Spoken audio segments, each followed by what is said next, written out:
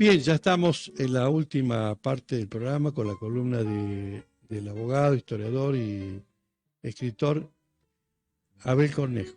¿Qué tal, Abel? Buen día, ¿cómo estamos? Buen día, Edgar, ¿cómo estamos? En este lunes ya soleadito, a pesar que dice que va a venir un poco de frío esta semana, pero bueno, el invierno de Salta tiene estas cosas muy bellas, ¿no? Estos días como hoy, diáfanos. Hoy, ¿eh? Te digo que en Salta, me dice mucha gente que visita Salta, que tenemos el privilegio de tener los microclimas en cuanto al tiempo, ¿no? Así No es, otros microclimas, ¿no? así es. Y me llamó la atención el título, la inteligencia y la política, o Sí. si la inteligencia es compatible con la política, o la política es compatible con la inteligencia. Eso vamos a aclarar un poco. No nos estamos refiriendo a la inteligencia intelectual, sino que han aparecido noticias en los últimos días sobre el gasto de 100.000 millones de pesos, que es más o menos el equivalente a 100 millones de dólares, sin control ni rendición de cuentas, más dos DNU. Uno que transforma la Agencia Federal de Inteligencia, la ex-AFI, y hace renacer la Secretaría, tristemente célebre Secretaría de Inteligencia del Estado, la un poquito tenebrosa CIDE y todos esos muchachos que hay ahí adentro. Y me hace recordar a esto que ese gran pensador liberal, no leo liberal, liberal inglés, que no es muy tenido en cuenta por nuestro presidente, que se llamó John Stuart Mill, decía que para triunfar el mal solo necesita la inacción de los hombres de bien. Con esa reflexión quería empezar el programa de hoy porque cuando hablamos si es compatible la inteligencia con la política, ¿qué idea de inteligencia tenemos nosotros? Me refiero a la inteligencia que hace el Estado, los aparatos de inteligencia y para qué se hace inteligencia. En este momento sería útil, como hacen la mayoría de los países democráticos del mundo, utilizan la inteligencia, por ejemplo, para prevenir y estudiar posibles ataques terroristas, esa es una. Y la otra, del tema de la inteligencia, está relacionada ciertamente con la defensa y la soberanía nacional. Esa es la idea fundamental. En la Argentina, desde hace muchos años, y hay un libro de Tato Yang que se llama Código Estiuso, que hace una evolución de cómo han ido desplegándose los distintos tentáculos de esos sótanos de la democracia que es la inteligencia, porque el otro tema que sería muy útil que se haga es análisis y perfilación criminal, porque sería un aporte extraordinario para la justicia si eso fuese así. Podríamos estudiar, por ejemplo, las mafias, el narcotráfico, la perfilación de determinados delincuentes, la trata de personas, que sigue el tema Loan cada vez más escabroso, el contrabando y la cibercriminalidad. Esta nueva CIDE se va a dividir en 4 tentáculos, ¿no? Y por supuesto, como ya es una costumbre en estos 9 meses, aparece vía DNU, no como proyecto de ley. Recordemos que dentro del Congreso de la Nación figura la Comisión Bicameral de Control de los Sistemas de Inteligencia del Estado. Entonces hay legisladores que dicen que con la reunión de esta comisión es suficiente para analizar si esos DNU tienen o no visos de legalidad. Algunos van más allá y dicen que estos 100 millones de dólares sin control, sin rendición de cuentas, que no se sabe para qué van a ser utilizados, o sí, ya vamos a hablar de eso, bueno, que habría que analizar cuál va a ser finalmente el motivo para que se los aplique, pero no es que no hay plata, no es que hemos suspendido la obra pública, no es que faltan remedios oncológicos también. Pregunto, ¿no? Esa cosa cuando hablamos de esto.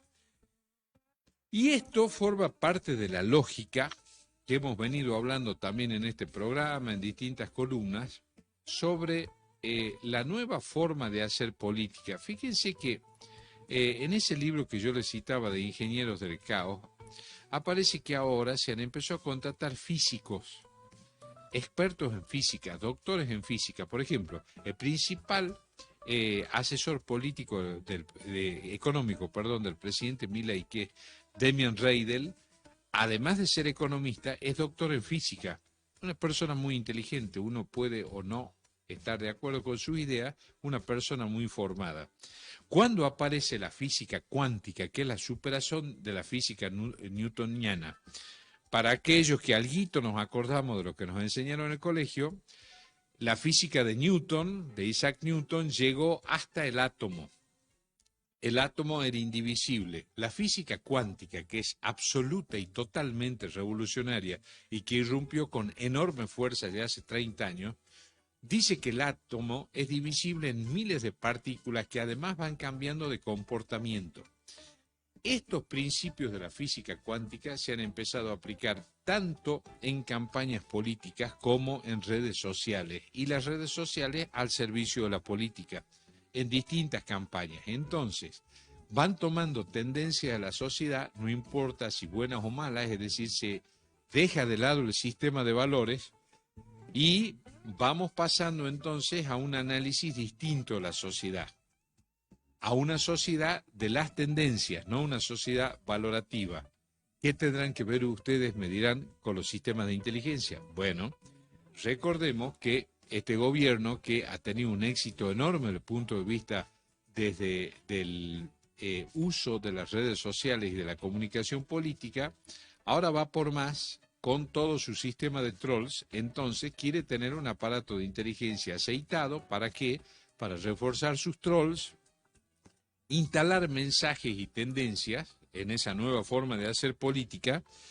Y muchos politólogos, cuando ven estos fenómenos, dicen: cuando se utiliza el odio y la descalificación, como se utiliza actualmente, en la instalación de un tema y en la focalización de un enemigo concreto, la vieja política, que en lo de vieja no tiene un sentido peyorativo, sino al contrario, que buscaba siempre la concordia, la paz y el acuerdo. Ustedes fíjense que siempre, cada vez que se habla de la palabra acuerdo, se le quiere dar una connotación peyorativa, una connotación mala, como si el acuerdo fuese una práctica ilícita. Bueno, la política vieja buscaba el acuerdo y la concordia, la nueva busca la ruptura.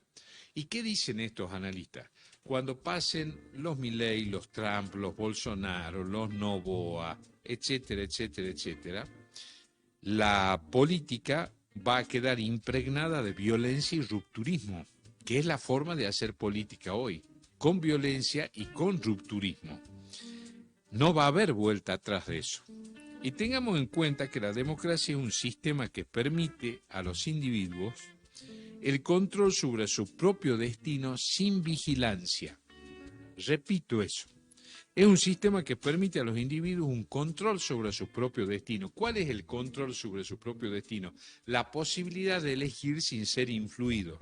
Porque en definitiva, todos estos métodos que se utilizan, usando servicios de inteligencia, usando las redes sociales de acuerdo a un fenómeno rupturista y con instalación violenta de temas, subvirtiendo tendencias de lo que es políticamente correcto por lo que es incorrecto, y ser desafiante desde ese punto de vista, es lo que hace que la elección sobre el propio destino de los individuos, o las construcciones colectivas, o los fines solidarios, o el pensamiento colectivo de la solidaridad, se vaya resquebrajando hacia un individualismo despiadado, sin vigilancia, donde evidentemente el rupturismo y la violencia empiezan a prevalecer sobre el diálogo y la armonía.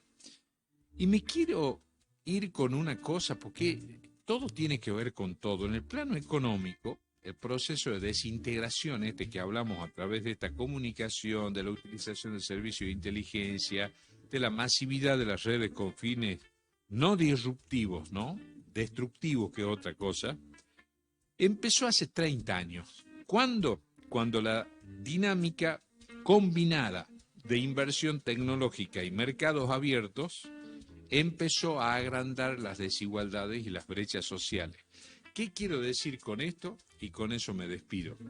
Que hoy tenemos corporaciones que tienen un patrimonio que equivale al PBI de 20 o 25 países del mundo, por ejemplo.